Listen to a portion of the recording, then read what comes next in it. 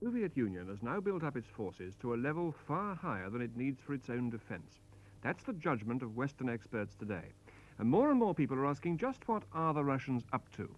Everyone would like to know the answer to that. But there's a more important question that comes first, and it's this. No matter what Soviet intentions are, and they after all can change, what are the Russians able to do if they want to? Can they win a war against the West? It's that question, Soviet bloc, is its ease of land and air communication, its highly centralized command and control structure. NATO in the West is a scattered alliance with extended lines of communication. It has a less rigid command structure and a whole range of unstandardized weapons. It relies on sea and air communications, vulnerable to attack from submarines, aircraft, and even mines. But the East has a weakness too. It is surrounded by potential enemies, from the NATO alliance to China, with only two real means of access to the oceans, to the Arctic and to the Pacific. The Russians have made up for this military weakness in three ways in the last few years.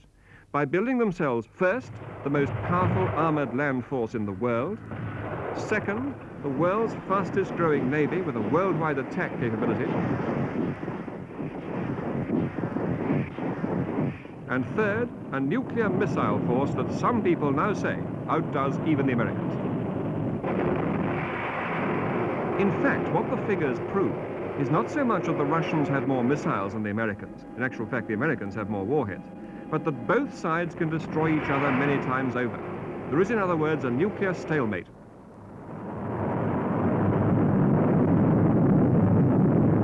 Both sides can be virtually certain that if one of them loses off nuclear weapons, they'll both be destroyed. But this nuclear stalemate does have its danger, a danger that is at the root of the present worry in the West about the growing Soviet build-up.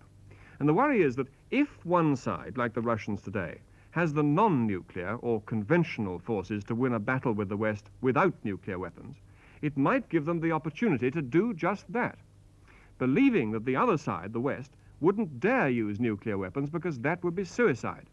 And this is why the balance of those conventional forces is now regarded as so important. And the fact is that this of only 50 U-boats was nearly able to sever Britain's lifeline in the Eastern Atlantic. Well, that